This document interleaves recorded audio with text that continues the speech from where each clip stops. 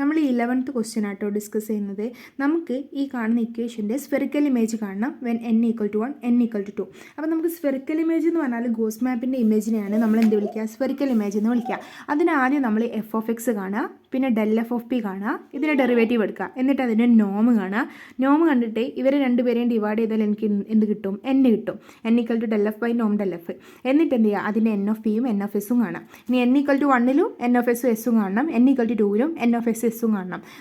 n of എസും എന്തിനാണ് കാണുന്നത്, നമ്മൾ ഗോസ് മാപ്പ് എവിടെ നിന്ന് എങ്ങോട്ടേക്കാണ് ഡിഫൈൻ ചെയ്തിരുന്നത്, എസ്ന്ന് എസ്എന്നിലേക്കാണ്. ഇനി ഇവിടെ n 1 ആകുമ്പോൾ ഇതെന്താവും, എസ്ന്ന് S1ലേക്കാവും n എന്ന് പറയുന്ന മാപ്പ്.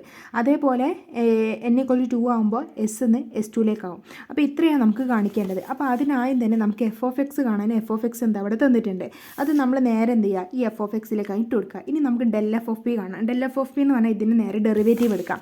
അതിന് നേരെ ഡെറിവേറ്റീവ് എടുത്തു കഴിഞ്ഞാൽ എന്ത് വരും, നേരെ ഡെറിവേറ്റീവ് എടുത്തു കഴിഞ്ഞാൽ ഇതാ ഇങ്ങനെ വരും, p, 2x1 എക്സെട്ര 2xn+1 എന്ന് വരും. എന്നിട്ട് അതിന് നോം കാണുക. നോം കാണുമ്പോൾ ഇതിന് ഓരോന്നിനെയും സ്ക്വയർ ചെയ്തിട്ട് ആഡ് ചെയ്യുക. അപ്പോൾ നമുക്ക് ഇങ്ങനെ വരുമല്ലോ, സ്ക്വയർ ചെയ്ത് ആഡ് ചെയ്ത് റൂട്ട് എടുക്കണം. അപ്പോൾ ഇതാ 2 × റൂട്ട് ഓഫ് ഈ ടേം വരും.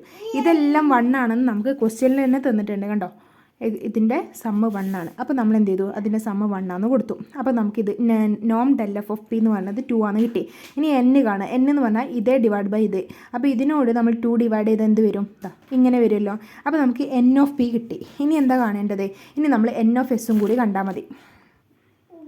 n ഓഫ് എസിനെ നമ്മൾ എങ്ങനെയാണ് ഡിഫൈൻ ചെയ്തത്, n ഓഫ് പിയിലെ ഒരു എലമെൻറ്റ് ക്യൂ എടുക്കുക. ആ ക്യൂവിനെ നമ്മൾ ഇങ്ങനെ ഡിഫൈൻ ചെയ്യുക. ഈ ക്യൂവിനെ നമ്മൾ സാധാ പോലെ ഡിഫൈൻ ചെയ്യുക. അതിനെയാണ് നമ്മൾ n ഓഫ് എസ്. അതാണ് ഇതിൻ്റെ സ്ഫെറിക്കൽ ഇമേജ് എന്ന് പറയുന്നത്. ഇനി നമ്മൾ എന്ത് ചെയ്യണം, n-ന് 1ഉം n-ന് 2 ഇട്ട് കൊടുക്കുക.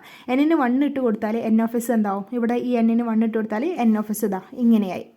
ഓക്കെ, ഇനി എസ്സിന് എന്ത് ചെയ്യുക, എസ്സിന് ഇതിൽ നിന്ന് നമുക്ക് എസ്സിനെ കണ്ടുപിടിക്കുക. അതേപോലെ n ഓഫ് എസും എസും 2ൻ്റെ കേസിൽ നമ്മൾ കണ്ടുപിടിച്ചു.